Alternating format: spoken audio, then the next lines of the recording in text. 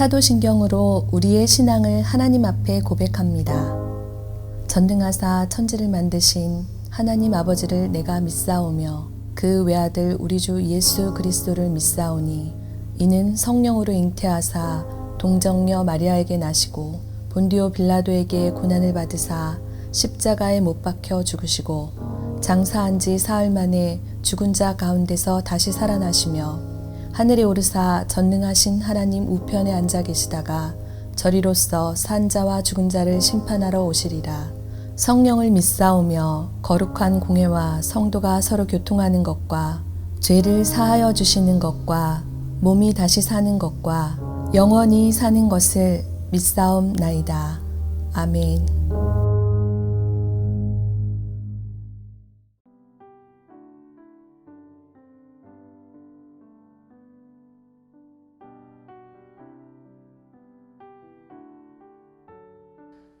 오늘 우리가 함께 읽은 욥기 7장은 4장과 5장에 있었던 엘리바스의 정죄에 대한 욥의 반론과 하소연입니다.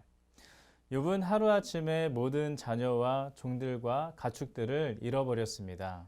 그리고 자신의 몸마저 온몸에 종기가 생김으로 말미암아 질그릇 조각으로 몸을 긁지 않으면 견딜 수 없는 고통을 하루하루 당하고 있었습니다. 사랑하는 자녀를 잃고 또 누구보다 풍성했던 재산도 잃고 건강마저 잃어버렸으니 욥의 심정이 어떠했겠습니까? 그런데 욥을 더욱 고통스럽게 만드는 것은 그의 곁에 있던 사람들이었습니다. 욥의 아내는 욥을 두고 하나님을 저주하고 죽으라라고 말하였고 또 욥을 위로하기 위해 찾아왔던 그의 세 친구는 욥의 고통의 소리를 듣고 너의 모든 고통에는 분명한 이유가 있을 것이라면서 더욱 욥을 고통스럽게 만들었던 것입니다.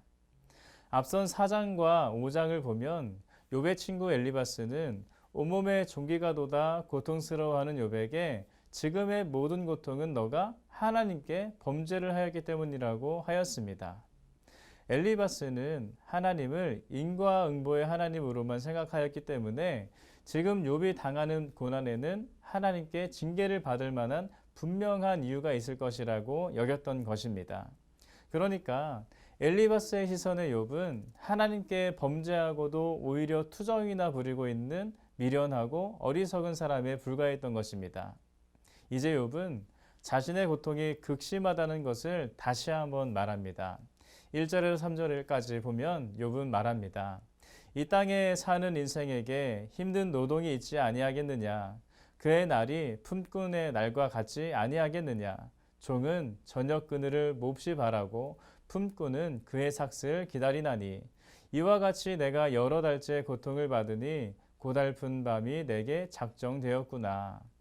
욥은 지금 자신의 힘든 상황을 품꾼과 종에 비교하고 있었습니다. 여러분, 보통 품꾼과 종은 육체적으로 힘든 노동을 매일같이 감당하면서 살아갑니다. 품꾼들은 하루하루의 힘든 노동을 견뎌내야지만 하루의 품삯을 받을 수 있고 또 종들은 자신들에게 주어진 할당된 양을 힘들게 끝마치거나 또 해가 저물어야만 쉼을 얻을 수가 있는 것입니다. 그런데 욥이 보기에는 이 품꾼들과 종들이 자신보다 더 나아 보였다는 것입니다. 왜 그렇습니까? 품꾼들과 종들은 자신에게 정해진 만큼의 일만 감당하면 되는데 욥의 고통은 끝이 날 기약이 없었기 때문입니다. 또 품꾼과 종들은 아무리 고된 노동이라고 할지라도 해가 떨어지면 하루의 품삯을 얻기도 하고 쉼을 얻기도 하는 보상이 주어지는데 지금 욥은 어땠습니까? 욥에게는 고통에 따른 보상도 또 쉼도 없었던 것입니다. 당시 품꾼과 종들의 노동시간은 해가 뜰 때부터 해가 질 때까지였습니다. 그렇기 때문에 품꾼들과 종들은 아무리 그날 하루의 노동이 고통스러워도 힘들어도 해가 질 때를 기다리면서 견딜 수가 있었습니다. 아무리 힘이 들어도 해만 지면 품삯도 얻고 쉴 수도 있다는 소망이 있었던 것입니다. 여러분, 그런데 지금 욥은 어떻습니까? 붙잡을 수 있는 소망이 없던 것입니다. 왜 그렇습니까? 그가 당하고 있는 고통은 끝날 기약이 없었기 때문입니다.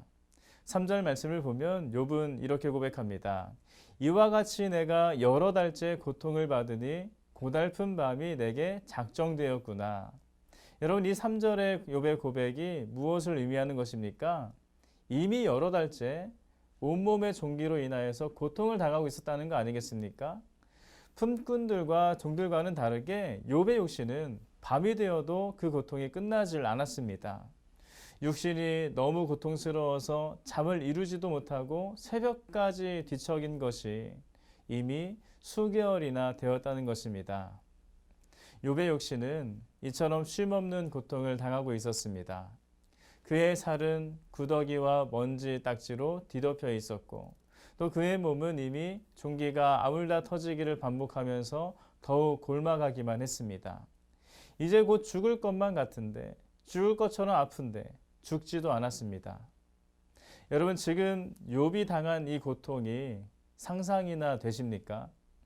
여러분, 과연 욥이 어땠을까요? 7절, 8절 말씀을 보면 욥은 이와 같이 말합니다.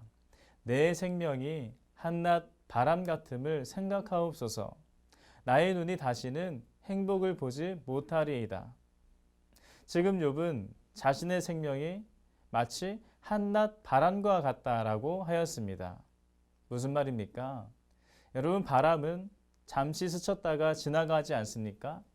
욥이 생각하기에 사람의 인생은 바람이 스쳐 지나가는 것 같은 짧은 인생인데, 그런데 자신의 삶은 그 짧은 인생마저도 끝없는 고통과 불행만이 가득해 보였다는 것입니다.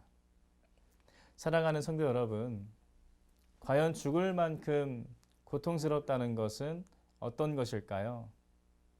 오늘 욥의 고백을 보고 있노라면 죽는 것이 오히려 더 낫겠다 싶은 고통이란 것이 무엇인지 조금은 가늠이 되는 것 같습니다. 우리는 크고 작은 어려움과 고난 속에서 오늘을 살아가고 있습니다. 또 그 중에 누군가는 이미 욥과 같은 고통 속에 있는 분들도 계실 것이고, 또 그것이 아니라도 언제든지 우리에게는 그러한 고통이 찾아올 수 있습니다.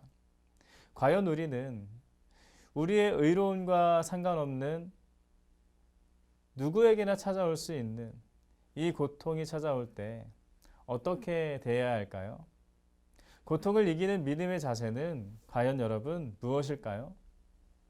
바로 욥과 같이 고통 중에도 하나님께 호소하는 것입니다.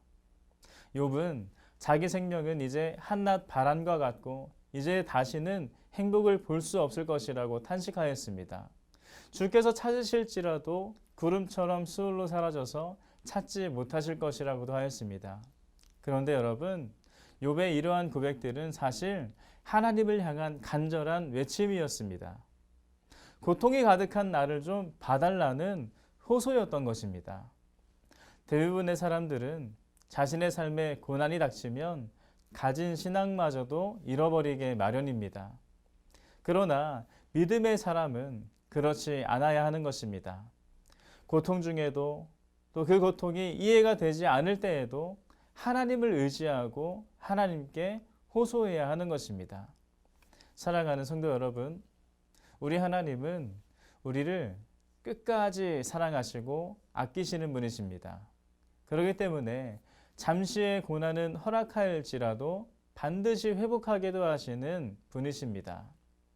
오늘 하루 고달픈 상황 때문에 우리를 향한 하나님의 사랑과 그 마음을 왜곡하지 마시고, 그럼에도 끝까지 하나님을 신뢰하는 믿음으로 하나님께만 나아가 하나님께 호소하는 저와 우리 모두가 되기를 주님의 이름으로 축원합니다. 하나님께서 주님을 바라보고 호소하는 우리들을 기억하시고 우리들의 모든 상황 가운데 역사하시사 힘을 주시고 또 모든 상황도 이겨낼 수 있도록 도우실 줄 믿습니다. 함께 기도하겠습니다. 사랑과 은혜가 풍성하신 하나님, 하나님께서 오늘도 우리와 함께 하시며 주신 말씀 가운데 주를 바라보게 하시니 감사합니다. 하나님, 오늘 우리들의 인생 가운데에도 크고 작은 문제와 고통들이 찾아옵니다.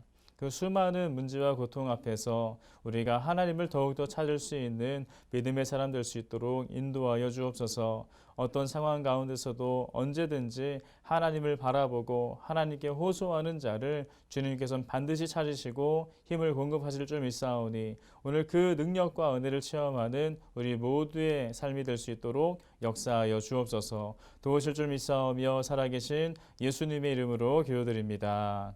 아멘. 주님이 가르쳐 주신 기도로 예배를 마칩니다. 하늘에 계신 우리 아버지여, 이름이 거룩히 여김을 받으시오며 나라가 임하시오며 뜻이 하늘에서 이루어진 것 같이 땅에서도 이루어지이다. 오늘 우리에게 일용할 양식을 주시옵고 우리가 우리에게 죄 지은 자를 사하여 준 것 같이 우리 죄를 사하여 주시옵고 우리를 시험에 들게 하지 마시옵고 다만 악에서 구하옵소서. 나라와 권세와 영광이 아버지께 영원히 있사옵나이다. 아멘.